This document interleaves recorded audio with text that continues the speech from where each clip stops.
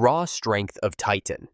Jirobo, one of the Sound Four, may not be the most cunning or fastest fighter, but he is a force of pure brute strength. When his curse mark reaches its second stage, his body undergoes a monstrous transformation. His skin turns deep red, his hair becomes stark white, and his muscles swell to an incredible size. He looks less like a shinobi and more like a demon built for war. The most defining trait of Jirobo's curse mark is its massive enhancement of physical strength. With this power, he can lift and throw enormous objects, including an enlarged Choji, as if they were mere pebbles. His punches carry enough force to send opponents flying, and his endurance allows him to take heavy hits without faltering. This power boost comes from the way the curse mark channels chakra directly into his muscles, amplifying both his offensive and defensive capabilities. Jirobo doesn't rely on complex jutsu or specialized techniques. Instead, his fighting style is straightforward, overwhelming the enemy with raw, unrelenting force. While his abilities make him a fearsome opponent in close combat, they also highlight his weaknesses. His reliance on brute strength means he struggles against faster, more tactical fighters. Despite this, in a battle of sheer physical dominance, few can match the monstrous power granted by his curse mark. Deadly Spider Sniper.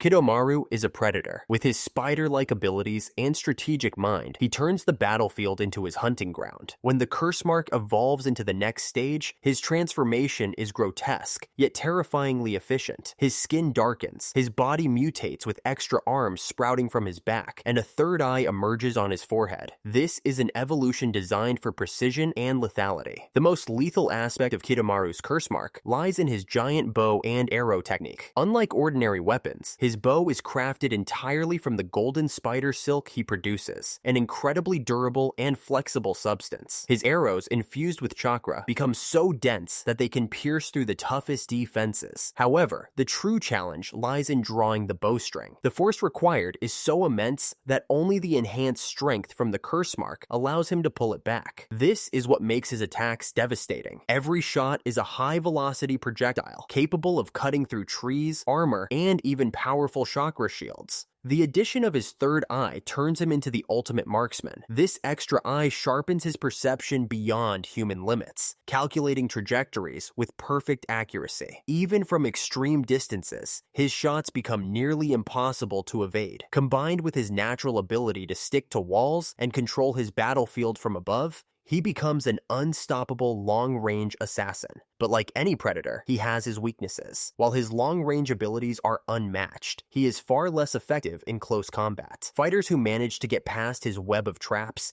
and force him into direct confrontation can exploit this flaw. However, against an opponent unaware of his tactics, Kidomaru's curse mark makes him a nightmare, an unseen hunter whose prey rarely escapes alive. Twin Terrors of Fusion. Among the Sound Four, Sakon and Ukon are the most unsettling. They are not just two shinobi working together, they are one being, capable of splitting apart and merging at will. Upon unlocking the advanced form of their curse mark, their bodies undergo a disturbing transformation. Their skin darkens into an eerie shade, their muscles contort, and their ability to manipulate their own flesh becomes even more horrifying. The true terror of their power lies in their body separation technique. Unlike most tag team fighters, Sakon and Ukon can physically detach from each other, creating an unpredictable, multi-angle assault. One can attack head-on, while the other blindsides the enemy. This makes them nearly impossible to pin down in a conventional fight. But their most nightmarish ability is the parasitic invasion jutsu. Ukon can fuse his body directly into his opponent, infiltrating their flesh on a microscopic level. Once inside, he doesn't immobilize them. He starts breaking down their internal organs from within. His victim suffers agonizing damage, often dying before they can even react. The curse mark plays a vital role here, fueling their cellular regeneration and allowing them to maintain this terrifying technique longer than any normal shinobi could. Defensively, Sakon and Ukon possess another deadly advantage, the ability to summon Rashomon, a massive, nearly indestructible gate capable of withstanding the most brutal attacks. This monstrous barrier ensures that even if their enemy fights back, they have a near impenetrable defense to fall behind. Yet, for all their strengths, their power comes at a cost. The fusion technique, while deadly, also makes them vulnerable. If their host suffers critical damage, so do they. This double-edged nature of their ability means that against the wrong opponent, their ultimate weapon can turn into their greatest weakness. But in the right battle, the curse mark transforms them into something truly terrifying, an enemy who ensuring your destruction from the inside out. Cursed Melody of Death. Among the Sound Four, Tayuya wields a power unlike any other. While her comrades rely on brute force, deadly weaponry, or monstrous transformations, her strength comes from sound itself. With her flute as her instrument of destruction, she doesn't need to physically touch her opponents. She traps them in a world of agony before they even realize what's happening. As her curse mark transforms to the next phrase, Tayuya undergoes a chilling transformation. Her skin darkens, twisted horns sprout from her forehead, and an overwhelming surge of chakra courses through her body. This form does more than enhance her physical abilities. It turns her genjutsu into a near unbreakable nightmare. Her deadliest technique, Mugen Ansa, is a genjutsu created entirely through sound waves. The moment her flute plays, the enemy is caught in her illusion. Their body freezes, their mind drowns in agony, and escape becomes nearly impossible.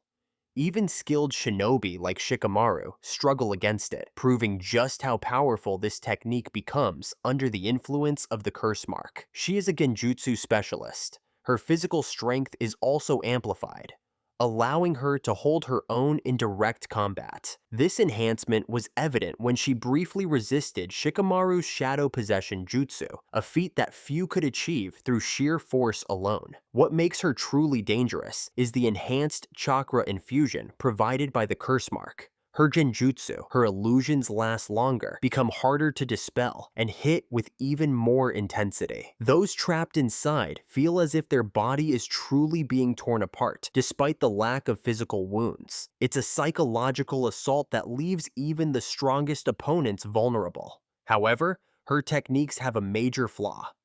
If the enemy can block out her sound, her power is rendered useless. This was ultimately her downfall against Shikamaru. But against an unprepared foe, Tayuya becomes an untouchable menace, an illusionist who doesn't need to chase her prey because they've already lost the moment they hear her song. Undying Blade of Bone.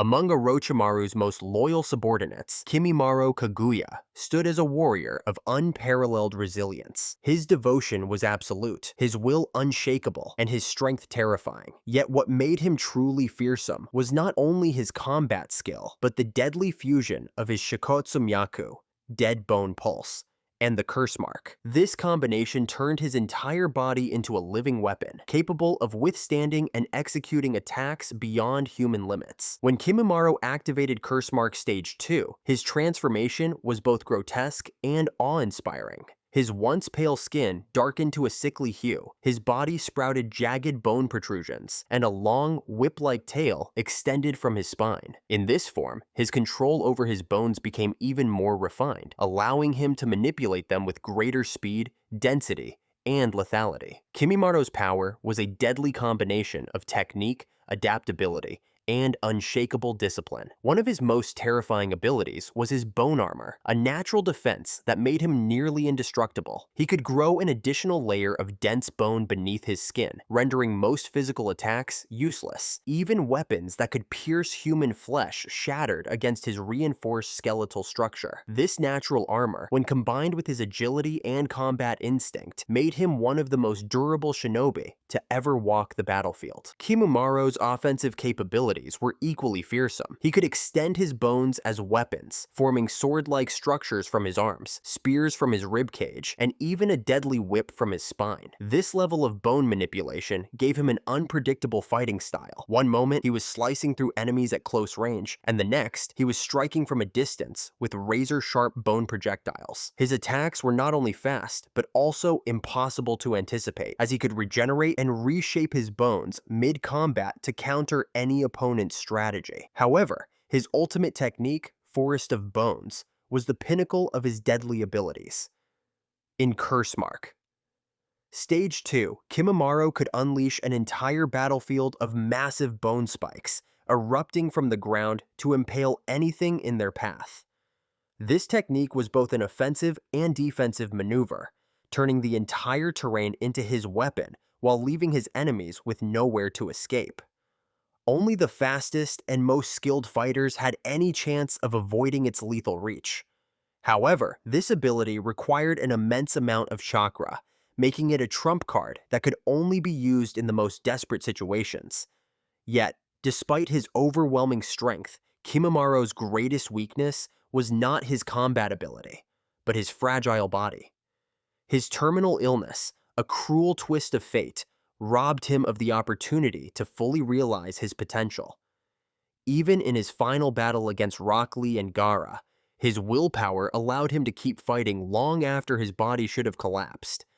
His final attack was only stopped because his disease claimed his life before his enemy could.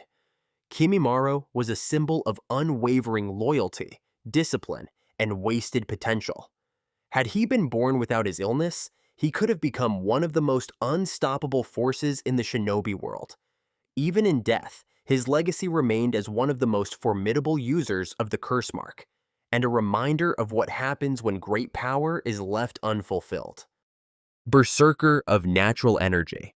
Jugo was different from others who were artificially given the curse mark. He was the original source, the man whose body naturally possessed the ability to absorb and channel nature energy in a way no one else could. This trait made him both a terrifying warrior and a living enigma. However, this gift came with a heavy burden. Jugo's power was uncontrollable.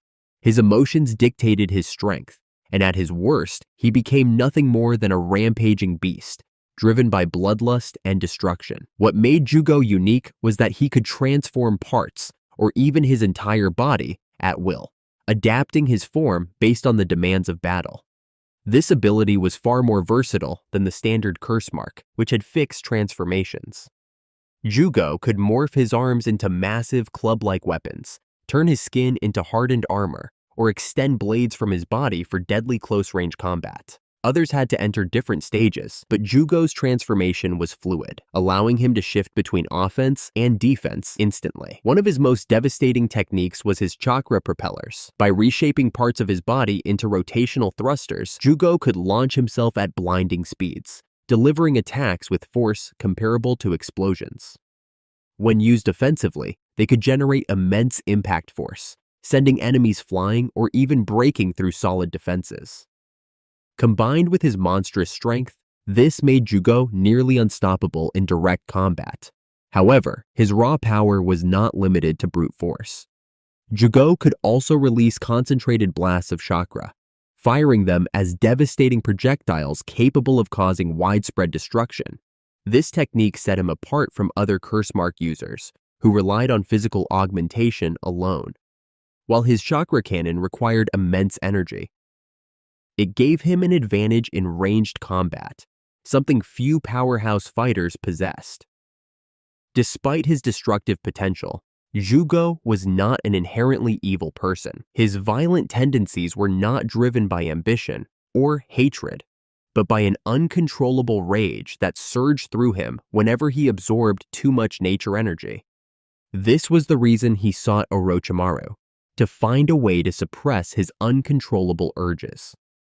Though Orochimaru never truly helped him, his research on Jugo's abilities led to the creation of the curse mark, a twisted attempt to replicate his natural gifts in others. Jugo's greatest struggle was not with enemies, but with himself. Jugo feared his own power. He knew that once he lost control, he could harm even those closest to him.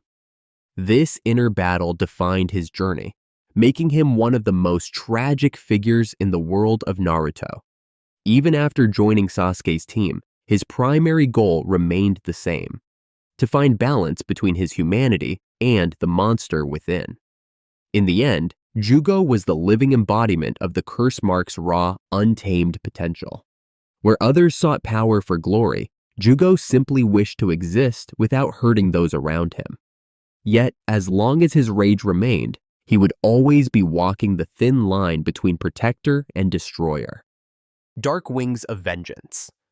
Among all those who bore Orochimaru's curse mark, Sasuke Uchiha was the most formidable. His strength did not come solely from the curse mark itself, but from his unmatched talent, intelligence, and unwavering willpower.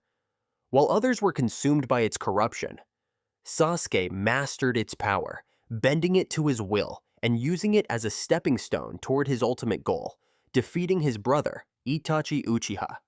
When Sasuke activated Curse Mark Stage 2, his body underwent a terrifying transformation. His once fair skin darkened into an ominous gray, his eyes burned with an eerie intensity, and most notably, a pair of massive, demonic wings unfurled from his back. These wings were not merely an aesthetic change, they served as weapons, shields, and an extension of his combat abilities. Different from many other Curse Mark users, Sasuke demonstrated exceptional control over his transformation. He could activate specific parts of it without fully committing to the monstrous form. This selective transformation allowed him to block attacks using a single wing, enhance his physical strength temporarily, or channel the Curse Mark's chakra into his Sharingan for heightened perception. His mastery over this power set him apart, proving that he was not bound by Orochimaru's influence. He was the one in control. The demonic wings granted Sasuke an advantage in multiple ways.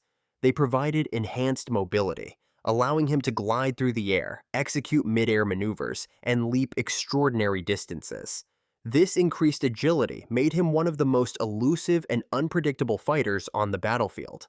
Beyond movement, the wings served as a nearly impenetrable defense. He could wrap them around himself to withstand powerful attacks, including the deadly flames of Amaterasu and the explosive force of Deidara's C2 dragons.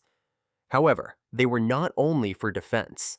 Sasuke's wings could be used as brutal offensive weapons, slamming into opponents with enough force to break bones and send enemies flying. Perhaps the most fearsome ability granted by the Curse Mark was Onyx Chidori, a darkened and amplified version of his signature lightning technique. By infusing Chidori with the Curse Mark's chakra, Sasuke created an attack that was faster, stronger, and far more destructive than the original. Far from the standard Chidori, which was a concentrated stream of lightning, Onyx Chidori crackled with unstable black energy, carrying greater piercing power and the ability to penetrate defenses that normal Chidori could not. This technique symbolized Sasuke's evolution beyond Kakashi's teachings, marking his path toward a power that was uniquely his own. Despite the immense boost in strength, Sasuke never became dependent on the Curse Mark. In contrast with Jugo, the Sound 4, or even Orochimaru himself, he never let its influence dictate his actions. He wielded it like a tool, one that he would cast aside the moment it no longer served him. When the time came, Sasuke abandoned the Curse Mark entirely, allowing himself to progress beyond its limitations. For him, the Curse Mark was never a gift nor a curse. It was merely a stepping stone on his relentless journey toward true power. 9 Beasts Masks. Alright, now we're talking about one of the craziest, most epic techniques in all of Naruto, the 9 Beast Masks, Menma's supernatural army summoned from the chakra of the Dark Nine Tails. These are 9 independent entities, each rocking a mask that represents divine or demonic power straight out of East Asian mythology. When Menma activates this insane jutsu, he forms a tiger seal, chants the mantra Kumin Sawaka, and uses Kuji-in, the 9 symbolic hand seals in ninja culture. Suddenly, a massive mandala appears on the ground, with 9 circles etched with kanji representing each entity. From those circles, 9 legendary creatures pop out, each with unique powers and a mask defining their essence. The first 5 are the 4 divine beasts, plus the golden serpent.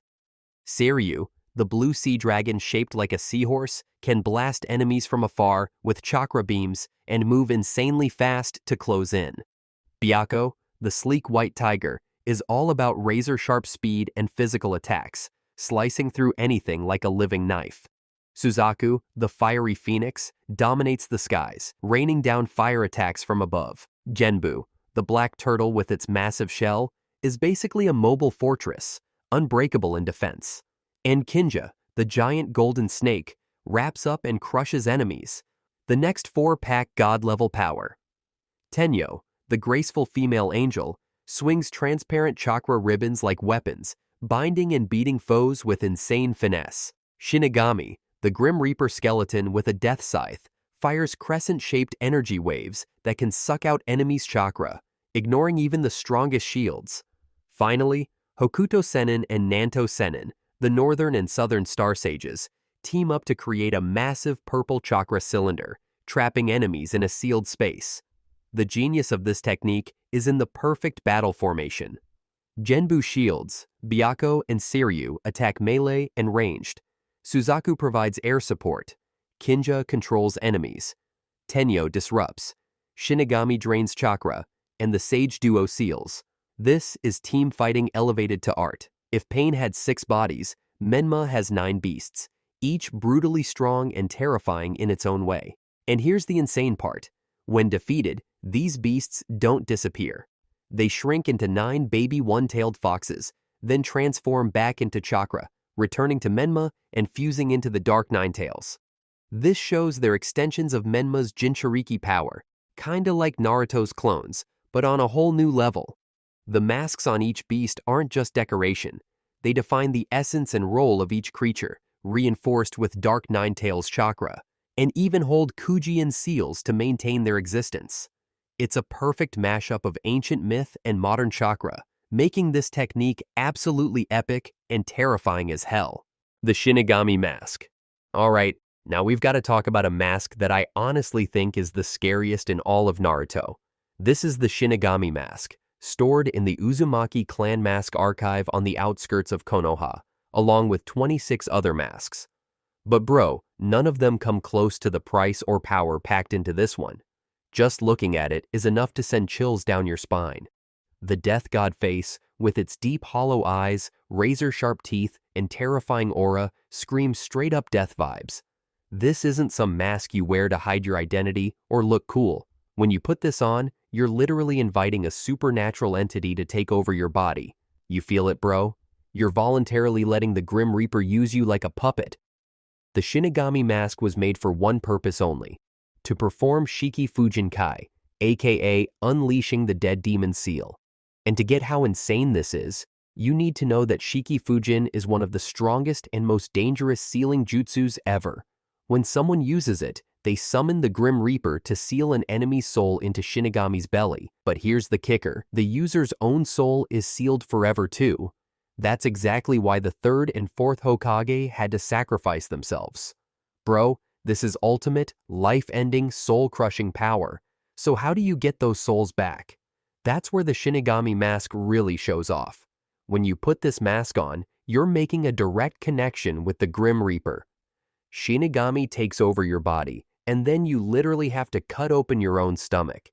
Sounds terrifying, right? But here's the crazy part. When you do that, the Grim Reaper does the same with its own body, and all the souls trapped inside its belly get released. Orochimaru used this mask in a genius way. He wore it, slit his stomach, and instead of dying instantly, he switched bodies again. He didn't die. During this insane process, the souls of the 4 Hokage and Orochimaru's own arms were freed. He then used these souls for Edo Tensei, resurrecting the legendary dead Hokage to fight in the 4th Great Ninja War. Bro, this is why this mask is absolutely terrifying. It doesn't give you laser beams or shields. The power of this mask is in manipulating the line between life and death. It can reverse one of the strongest sealing jutsus ever created, but the price is the user's life. This is literally the perfect symbol of the Uzumaki clan legacy. Top-tier, insanely powerful sealing techniques that are both epic and deadly. Obito's first mask. Obito's first mask in Naruto, the one with a single eye hole and symmetrical patterns, is packed with hidden meaning. A lot of fans think it represents Kurama, the Nine-Tails, since the patterns kinda look like tails. Makes sense, bro, because Obito released Kurama and used it to attack Konoha, so the mask is like a visual link to the beast he controls. But here's my take. I think this was Kishimoto's subtle foreshadowing for the Ten Tails and the Moon Eye plan. Don't believe me? Just look at this. The symmetrical patterns are actually the tails of the Ten Tails, which would appear when the plan unfolds. And Obito's Sharingan?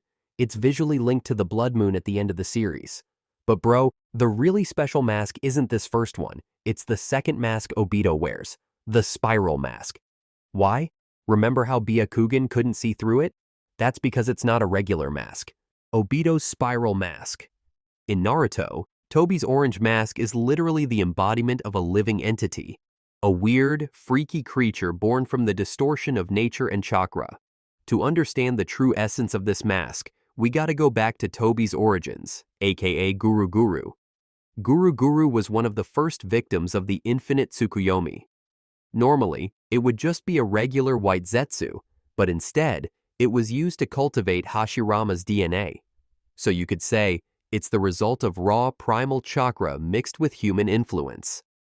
It's not a completely mindless object, but it also doesn't have a soul or identity. It's a hollow creature, curious about humans like a kid, always trying to understand their hearts and emotions. Madara, while extending his life by merging with the demonic statue of the Outer Path, actually used Tobi as living armor.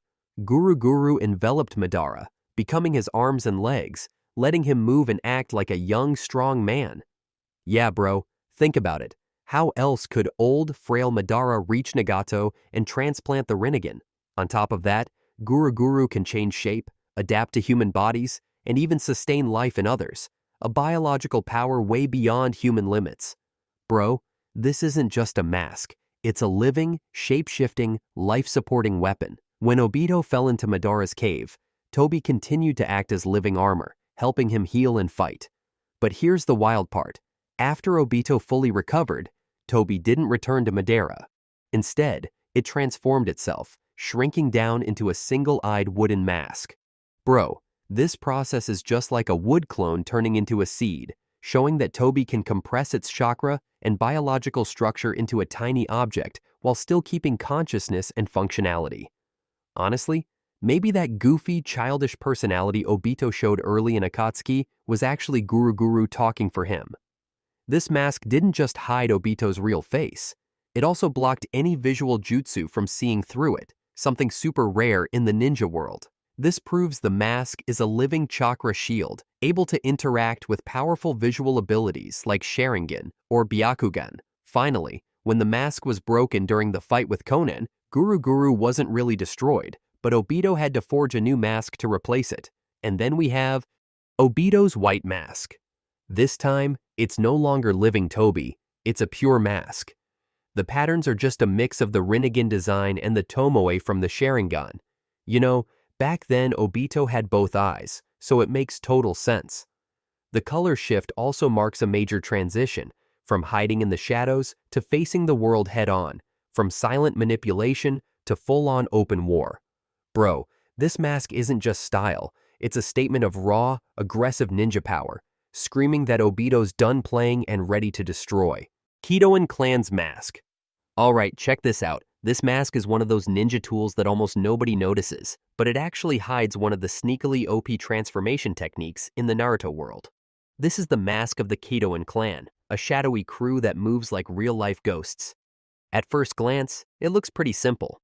No crazy patterns, no scary vibes like some of the other masks. Sounds kinda meh, right?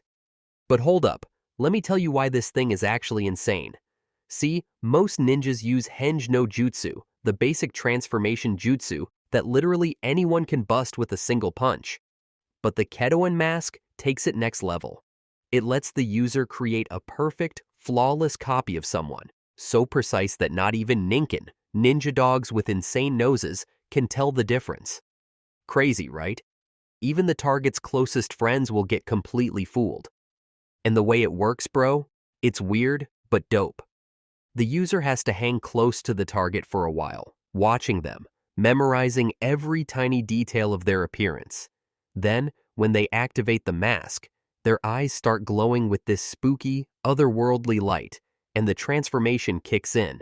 We're talking a full-on physical change, not some weak illusion, and it can last for days. But here's the kicker. The Kedoin mask can't steal skills or special powers from the target. You can look exactly like Naruto, but sorry bro, you cannot throw a Rasengan. You could rock Sasuke's face, but that Sharingan ain't coming with it. This is exactly why the Kedoin clan is perfect for spying, not frontline brawling. They're the info gatherers, the sneaky infiltrators, the ghosts wandering enemy lines that nobody even notices. Sometimes, real power isn't about smashing faces. It's about vanishing into the crowd, becoming someone else, and finishing your mission without anyone knowing you were ever there. That's the art of the shadows, bro, and the Kedoin clan mask is literally the ultimate tool for it.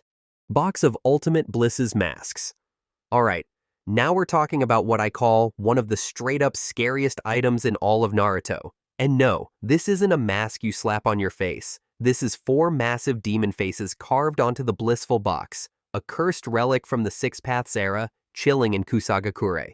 Let me break down just how freaky this thing is. Each side has a twisted, evil demon face, with deep, soulless eyes and a crooked mouth. When you look at it, it feels alive, bro, as if the box is watching you, waiting for the right moment to swallow you whole. This is the kind of design you see in legends about hellgates or cursed mythological Japanese relics. But here's the kicker. The real terror isn't just the outside look, it's what this box can actually do. To even open it, you need crazy amounts of chakra. And once it's open, out pops Satori, a demonic puppet with one single mission. Grab everything around it and toss it into the box. Anyone tossed in there, they get completely corrupted, becoming slaves of the box. That's right. The power of this thing is so ridiculously insane that back in the day, the Hidden Grass Village almost dominated the world with this weapon. And yeah, you might think modern ninja could just smash it. Wrong.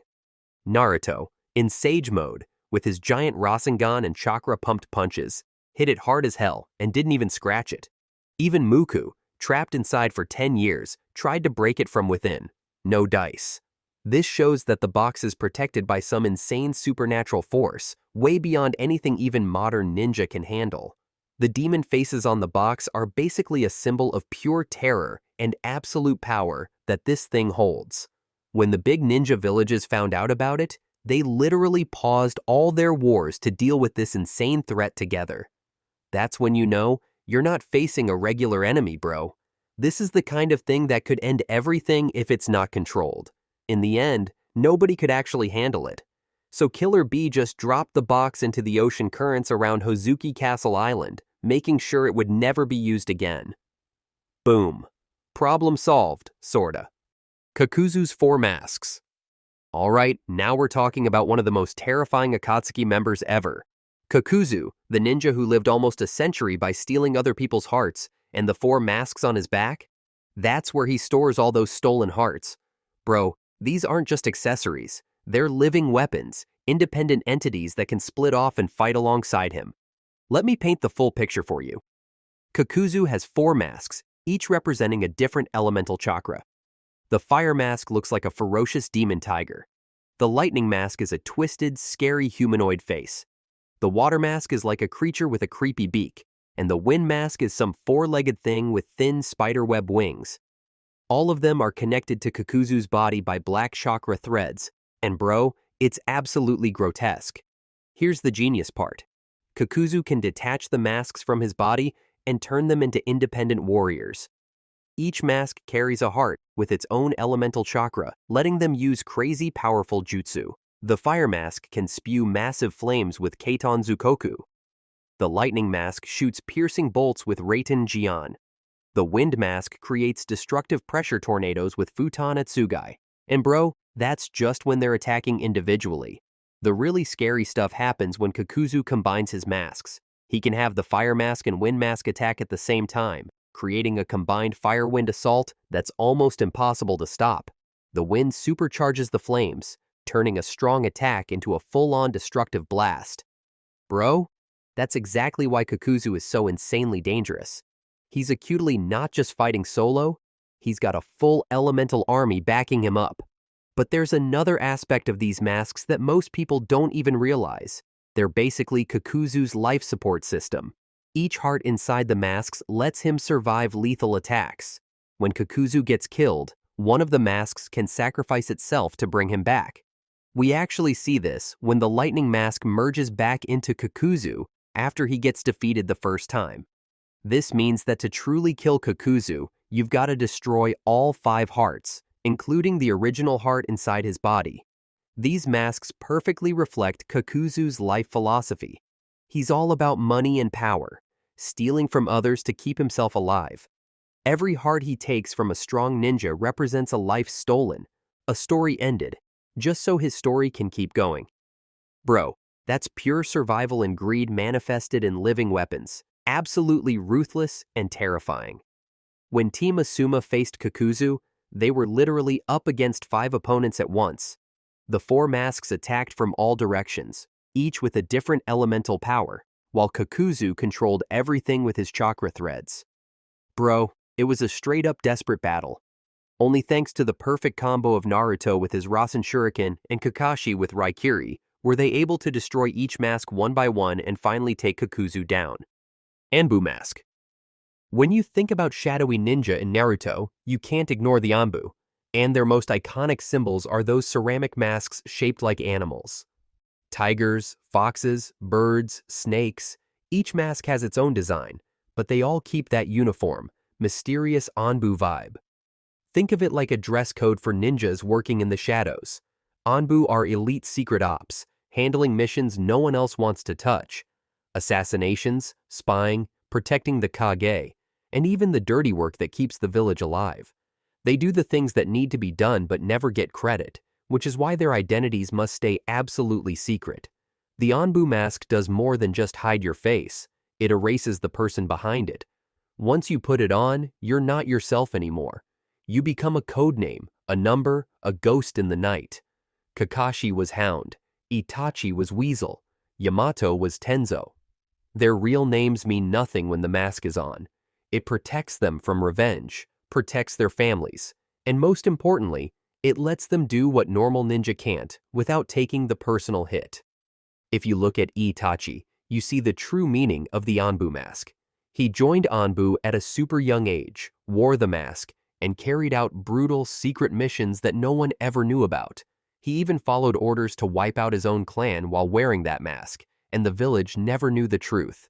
That's the weight and power the Anbu mask represents: pure shadow, pure sacrifice, and deadly anonymity.